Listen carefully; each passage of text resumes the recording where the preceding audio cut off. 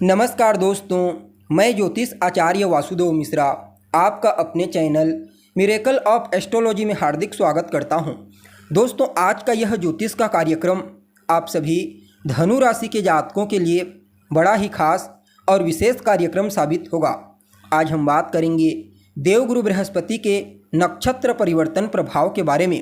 जी हाँ, ज्ञान व धन के ग्रह गुरु सौंदर्य व समृद्धि के नक्षत्र रोहिणी में बीते 13 जून 2024 को प्रवेश कर चुके हैं, जहां पर वो आने वाले 20 अगस्त तक रहेंगे। उसके पश्चात 28 नवंबर 2024 से अगले साल के शुरुआत तक वक्री अवस्था में गोचर करते हुए आपको परिणाम प्रदान करेंगे।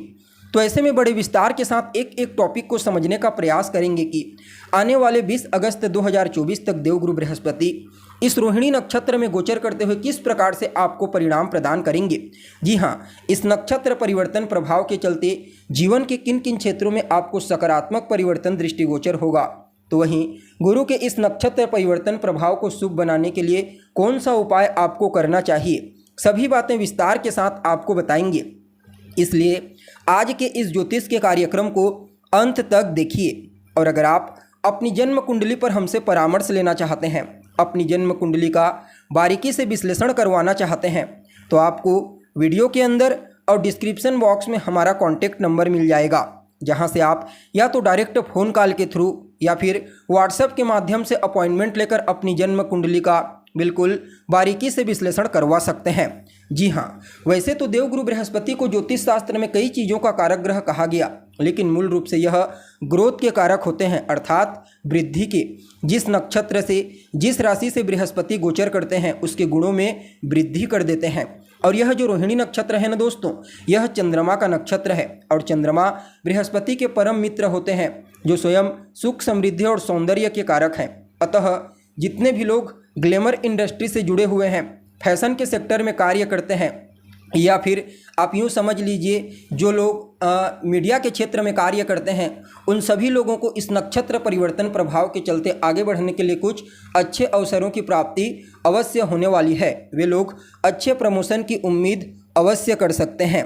जी हाँ, अब देखा जाए तो आप सभी धनु राशि के जातकों के लिए देवगुरु बृहस्पति का यह नक्षत्र परिवर्तन गोचर कुंडली में आपकी राशि से षष्ठ स्थान में हुआ है, अर्थात समस्याओं के स्थान में।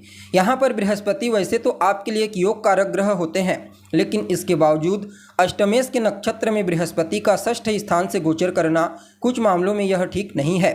हालांकि कुछ मामलों में यह अच्छा परिणाम भी प्रदायक साबित होगा, क्योंकि चंद्रमा बृहस्पति के मित्र ग्रह होते हैं। फिर भी अष्टम भाव तकलीफ का होता है, समस्याओं का होता है, और षष्ठ भाव से बृहस्पति का अष्टमेश के नक्षत्र में गोचर करना यह आपके जीवन काल में कुछ मामलों में परेशानियां उत्पन्न करेगा। जी हाँ, कुछ मामलों में आपको सावधानी बरतने की आवश्यकता है। इस समय जितना ज़्यादा हो सके आप वाद विवाद से दूर रहने का प्रयास कीजिए, लड़ाई झगड़े से दूर रहने का प्रयास कीजिए, अपने काम से काम रखिए। किसी भी प्रकार से दूसरे के लफड़े में आपको बिल्कुल भी नहीं पड़ना है, अन्यथा प्रॉब्लम फेस करनी पड़ सकती है। हालांकि जो लोग लॉयर हैं या फिर डॉक्टर हैं, एडवाइजर हैं, दूसरे को सलाह देते हैं, दूसरे की समस्याओं का समाधान करते हैं, उनके लिए इस नक्षत्र परिवर्तन को बड़ा ही अनुकूल कहा जा सकता है। देखिए, छठा स्थान प्रतियोगिता को दिखाता है, तो ऐसे में जो लोग टीचिंग का कार्य करते हैं, टीचर हैं या फिर गुरु के रूप में कार्यरत हैं, कॉम्पिटिटिव एग्जाम की तैयारी करवा रहे हैं अपने स्टूडेंट को, तो निश्चित तौर पर उन लोगों को सफलता की प्राप्ति होगी, जिसके चलते उनके इनकम में वृद्धि होगी। जी हाँ, हालांकि यहाँ पर देवगुरु बृहस्पति की सप्तम पूर्ण दृष्टि आपके 12वें स्थान पर पड़ेगी, तो वृद्धि तो होगी खर्चों में, लेकिन हाँ, बृहस्पति एक शुभ ग्रह है, अतः अच्छे कार्यों में ही यहाँ पर आपके खर्चे होने वाले हैं।